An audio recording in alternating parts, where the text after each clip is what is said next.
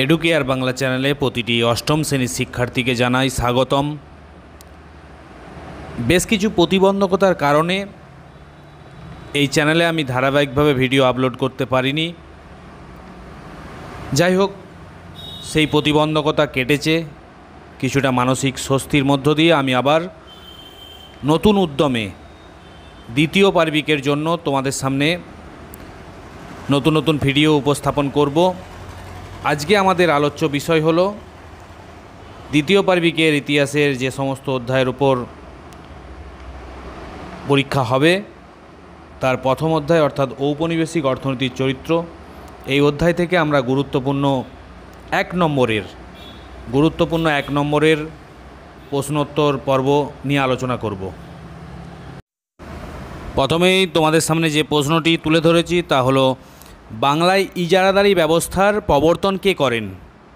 সঠিক উত্তর Warren Hastings, যা তোমরা দেখতেই পাচ্ছ। কিন্তু এর পাশাপাশি তোমাদেরকে মনে রাখতে হবে ইজারাদারি ব্যবস্থা আর পাঁচশালা বন্দোবস্ত একই ব্যাপার। এই পাঁচশালা বন্দোবস্ত ওয়ারেন হেস্টিংসের হাত ধরেই বাংলায় প্রবর্তিত হয়েছিল। পাঁচশালা বলতে 5 বছর মেয়াদি যে ভূমি বন্দোবস্ত তাকেই বলা হচ্ছে পাঁচশালা বন্দোবস্ত, যার অপর নাম ইজারাদারি ব্যবস্থা। আচ্ছা, তারপর রয়েছে 10 শালা বন্দোবস্তের প্রবর্তক কে ছিলেন? 10 শালা বন্দোবস্তের প্রবর্তক ছিলেন লর্ড কর্নওয়ালিস। এটাও বাংলায় প্রবর্তিত হয়েছিল। সময়কাল আনুমানিক 1790 খ্রিস্টাব্দ। তারপর রয়েছে চিরস্থায়ী বন্দোবস্ত কবে চালু হয়েছিল?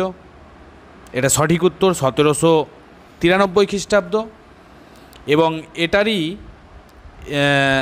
অর্থাৎ 10 শালা বন্দোবস্তই পরবর্তীতে চিরস্থায়ী বন্দোবস্তের রূপ ধারণ করে এবং চিরস্থায়ী বন্দোবস্তের প্রবর্তক লর্ড কর্নওয়ালিস। তারপর রয়েছে মহল কথাটির অর্থ কী? মহল কথাটির অর্থ হলো গ্রামের সমষ্টি। এই মহলকে কেন্দ্র করে অর্থাৎ গ্রামের সমষ্টিকে কেন্দ্র করে মহলওয়ারি বন্দোবস্ত চালু হয় 1822 খ্রিস্টাব্দে, যা চালু করেছিলেন হোল্ট ম্যাকেঞ্জি। ভালো করে মনে রাখবে, হোল্ট ম্যাকেঞ্জি মহলওয়ারি বন্দোবস্ত চালু করছে 1822 খ্রিস্টাব্দে। এবং এটা চালু হয়েছিল কোথায়?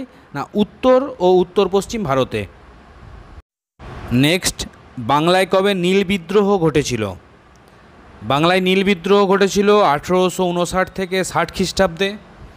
তারপর রয়েছে টিন্যান্সি অ্যাক্ট কোথায় পাস হয়? এটাও পাস হয়েছিল বাংলায়, যা তোমরা টেক্সট বইয়ে নিশ্চয়ই পড়েছ বা দেখেছ। 7 নম্বরে রয়েছে ব্রিটিশ সাম্রাজ্যের রত্ন নামে পরিচিত কোন দেশটি? এটার উত্তর হচ্ছে ভারত। তবে এ প্রসঙ্গে বলে রাখি যে কেন ভারতকে ব্রিটিশ সাম্রাজ্যের রত্ন হিসাবে পরিগণিত করা হয়। এর জন্য বেশ কিছু কারণ রয়েছে, যেমন 1857 অর্থাৎ মহাবিদ্রোহের পর ব্রিটিশ সাম্রাজ্যের প্রয়োজনে যথেচ্ছভাবে ভারতীয় সম্পদ ব্যবহার করা হয়েছিল। এর পাশাপাশি 1914 সালে ব্রিটেনের ল্যাঙ্কাশায়ারে তৈরি সুতি 85% ভারতে বিক্রি হয়। ভারতের রেলগাড়ি ও রেলপথ নির্মাণের জন্য প্রয়োজনীয় 17% লোহা ও ইস্পাত আসে ব্রিটেন থেকে। এই সব বিভিন্ন দিক বিচার বিবেচনা করে ব্রিটিশ উপনিবেশগুলির মধ্যে ভারতকে সবচেয়ে দামি রত্ন হিসাবে বর্ণনা করা হয়। আচ্ছা, তারপর রয়েছে ভারতের রেলপথ কবে প্রবর্তিত হয়? এটার উত্তর 1853 খ্রিস্টাব্দ। এর সঙ্গে বলে রাখি ভারতের রেলপথ প্রবর্তনের জনক ছিলেন লর্ড ডালহৌসি। পরের প্রশ্ন হলো, চিরস্থায়ী বন্দোবস্তের অপর নাম কি? চিরস্থায়ী বন্দোবস্তের অপর নাম জমিদারি ব্যবস্থা। আচ্ছা, তারপর রয়েছে নীল চাষের জন্য বাংলার কৃষকদের যে অগ্রিম টাকা দিতে হতো বা টাকা দিত নীলকররা, তাকে কি বলা হতো? এটার উত্তর হচ্ছে দাদন। ভালো করে মনে রাখবে, খুব ইম্পর্টেন্ট। অর্থাৎ নীলকররা কৃষকদের যে অগ্রিম টাকা দিত তার দাদন নামে পরিচিত। তারপর রয়েছে রায়তওয়ারি বন্দোবস্তের অন্যতম রূপকার কে ছিলেন? এটার উত্তর কোথাও আছে থমাস মুনরো, আবার কোথাও রয়েছে আলেকজান্ডার রিড। অপশান হিসাবে যেমন থাকবে, যদি অপশনাল প্রশ্ন হয়, নাহলে তোমরা অপশান যদি না থাকে তাহলে থমাস মুনরো লিখবে। আলেকজান্ডার রিড এনারও কিন্তু রায়তওয়ারি বন্দোবস্ত প্রবর্তনের পিছনে যথেষ্ট অবদান রয়েছে। আচ্ছা, তারপর আছে কি, কোন কোন অঞ্চলে চিরস্থায়ী বন্দোবস্ত চালু হয়? এটার উত্তর বাংলা, বিহার এবং উড়িষ্যা। বাংলায় ভয়াবহ ৭৬-এর মন্বন্তর কত খ্রিস্টাব্দে হয়েছিল? এটার উত্তর ১৭৬৯ থেকে ৭০ খ্রিস্টাব্দে, অর্থাৎ ইংরাজি সাল হচ্ছে ১৭৬৯ থেকে ৭০। তবে মনে রাখতে হবে এই যে ৭৬-এর মন্বন্তর, এই যে ৭৬, এটা হচ্ছে বাংলা সাল, অর্থাৎ ১১৭৬ বঙ্গাব্দে বাংলায় ভয়াবহ মন্বন্তর হয়েছিল। এটা ভালো করে মাথায় রাখতে হবে। বঙ্গাব্দ কিন্তু ১১৭৬ বঙ্গাব্দ, ওই ৭৬ থেকেই ৭৬-এর মন্বন্তরের নামকরণ। তারপর বাংলার ওয়ার্ড টাইলার কাদের বলা হতো? উত্তর হচ্ছে বিষ্ণুচরণ বিশ্বাস ও দিগম্বর বিশ্বাস। এরা হচ্ছে কি না, এরা নীল বিদ্রোহের দুজন বিশিষ্ট নেতা। তারপর নীল বিদ্রোহের সময় ভারতের বড়লাট কে ছিলেন? বড়লাট বলতে গভর্নর জেনারেল। নীল বিদ্রোহের সময় ভারতের বড়লাট ছিলেন লর্ড ক্যানিং। এবং মনে রাখতে হবে ১৮৫৭ সালে যে মহাবিদ্রোহ হয়েছিল সেই সময়ও লর্ড ক্যানিং ছিলেন ভারতের গভর্নর জেনারেল।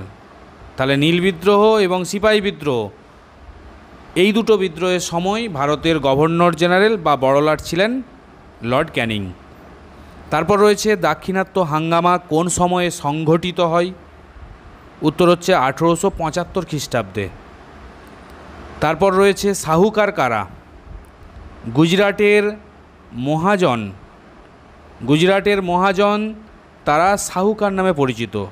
খুব ভালো করে মাথায় রাখতে হবে, প্রতিটি প্রশ্নই বাছাই করা, সেই জন্য তোমরা বিশেষভাবে এই সমস্ত প্রশ্নগুলোকে আত্মস্থ করবে, মুখস্থ নয়, আত্মস্থ।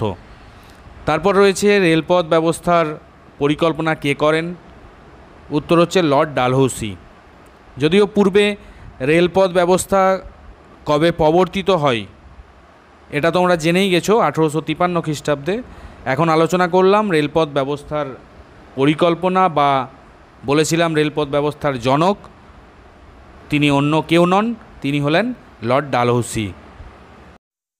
১৯ নম্বর প্রশ্ন হলো, বাংলার কোথায় কবে প্রথম পাটকল স্থাপিত হয়? উত্তর হচ্ছে হুগলির রিসরায়, ১৮৫৫ খ্রিস্টাব্দে। তাহলে বাংলার যে হুগলি জেলা রয়েছে সে হুগলি জেলার রিসরায় ১৮৫৫ খ্রিস্টাব্দে প্রথম পাটকল স্থাপিত হয়। এটাও ভালো করে মনে রাখবে, গুরুত্বপূর্ণ প্রশ্ন। খুব সংক্ষিপ্ত, অর্থাৎ খুব বেশি প্রশ্ন রাখিনি, কিন্তু যে সমস্ত প্রশ্ন চয়েস করা হয়েছে সেই সমস্ত প্রশ্ন থেকেই তোমরা আশা রাখি দ্বিতীয় পার্বিকে কমন পেয়ে যাবে। তারপর আছে ভারতে কত খ্রিস্টাব্দে টেলিগ্রাফ ব্যবস্থার প্রবর্তন হয়? এটার উত্তর হচ্ছে ১৮৫১ খ্রিস্টাব্দ। এই প্রসঙ্গে আরও দু একটা কথা বলি। এই যে টেলিগ্রাফ ব্যবস্থা, তারপর আছে রেলপথ ব্যবস্থা, তারপর হচ্ছে ডাক বিভাগ, এই সমস্ত ভারতে প্রবর্তনের পিছনে যার অবদান চিরস্মরণীয় তিনি হলেন লর্ড ডালহৌসি। ভালো করে মনে রাখবে, একযোগে মনে রাখতে হবে যে রেলপথ ব্যবস্থা, টেলিগ্রাফ ব্যবস্থা এবং ডাক বিভাগ অর্থাৎ যেটা আমরা জানি পোস্ট অফিসের মধ্য দিয়ে যে সমস্ত কার্যকলাপ হয়ে থাকে, তাহলে সেই ডাক বিভাগও প্রবর্তনের পিছনে লর্ড ডালহৌসির বিশেষ অবদান রয়েছে। ২১ নম্বর প্রশ্ন, সম্পদের নির্গমন কি, বা সম্পদের নির্গমন বলতে কি বোঝো? এর উত্তর হচ্ছে ভারত থেকে ব্রিটেনে সম্পদের নিরন্তর চলে যাওয়া। সহজে বলতে গেলে ব্রিটিশরা ভারতে দীর্ঘকাল শাসন করেছে শোষণ করেছে, তারা এখান থেকে যে সমস্ত সম্পদ পেয়েছে সেগুলো তারা একের পর এক বা ধারাবাহিকভাবে নিয়ে চলে গেছে। কোথায় চলে গেছে? তাদের নিজের দেশে। সেটাকেই সংক্ষিপ্তভাবে বলা হচ্ছে কি না, সম্পদের নির্গমন বা বহির্গমন। এবং এই সম্পদের নির্গমনের তত্ত্বটি যিনি প্রথম ভারতে প্রচার করেছিলেন তিনি হলেন দাদাভাই নৌরোজি। এটা ভালো করে মনে রাখবে। সম্পদের নির্গমন তত্ত্বটি কে প্রথম ভারতে প্রচার করেন, এই ধরনের প্রশ্ন আসতে পারে, তখন এর উত্তর হবে দাদাভাই নৌরোজি। তারপর রয়েছে মহলওয়ারি ব্যবস্থা চালু হয়েছিল কোথায়, যদিও এটা পূর্বে আলোচনা হয়েছে, কিন্তু অপশনাল হিসাবে যদি উত্তর ভারত, দক্ষিণ ভারত, পশ্চিম ভারত এই ধরনের যদি অপশান যদি থাকে তাহলে কিন্তু তোমরা তখন উত্তর ভারত এটা করবে, এটাই সঠিক উত্তর। তারপরে রয়েছে রায়ত শব্দের অর্থ কী? রায়ত শব্দের অর্থ হলো কৃষক। রায়তওয়ারি বন্দোবস্ত অর্থাৎ যে ভূমি বন্দোবস্তে কোনো মধ্যস্বত্বভোগী নেই, কৃষকের সঙ্গে সরাসরি সম্পর্ক, সেটাকে বলা হচ্ছে রায়তওয়ারি বন্দোবস্ত, যেখানে রায়ত শব্দের অর্থ হলো কৃষক। তারপর রয়েছে কুলি কাহিনী প্রবন্ধটির রচয়িতাকে? উত্তর রামকুমার বিদ্যারত্ন। এটা তোমাদের টেক্সট বইয়ের প্রশ্ন। তারপরে আর একটি প্রশ্ন আমি টেক্সট বই থেকে নিয়েছি, তা হলো আসামের চা বাগানের শ্রমিকদের অধিকার নিয়ে কোন পত্রিকায় লেখালেখি প্রকাশিত হয়? এটা হচ্ছে সঞ্জীবনী পত্রিকা। সঞ্জীবনী পত্রিকায় আসামের চা বাগানের শ্রমিকদের অধিকার নিয়ে লেখালেখি হতো এবং সেটা প্রকাশিতও হতো। এই ছিল আজকের উপস্থাপন। ঔপনিবেশিক অর্থনীতির চরিত্র এই অধ্যায় থেকে যে গুরুত্বপূর্ণ প্রশ্ন আমি তোমাদের সামনে তুলে ধরলাম, একটু কিছু কিছু ক্ষেত্রে একটু বিস্তৃতভাবে আলোচনা করেছি, যেটা তোমাদের কাজে লাগবে আশা করি।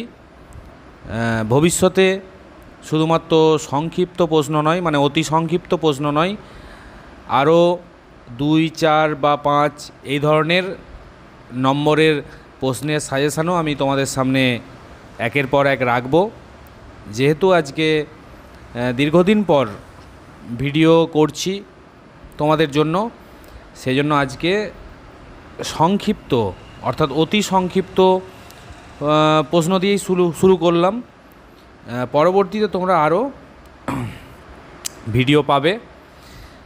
তাহলে চোখ থাকুক এডুকেয়ার বাংলায়। প্রত্যেককে ধন্যবাদ, এবং যারা আমার চ্যানেলে নতুন তারা অবশ্যই চ্যানেলটিকে সাবস্ক্রাইব করে দেবে, তার পাশাপাশি লাইক এবং কমেন্ট করবে, যাতে করে আমি এই ধরনের ভিডিও বানাতে আরও উৎসাহ পাই।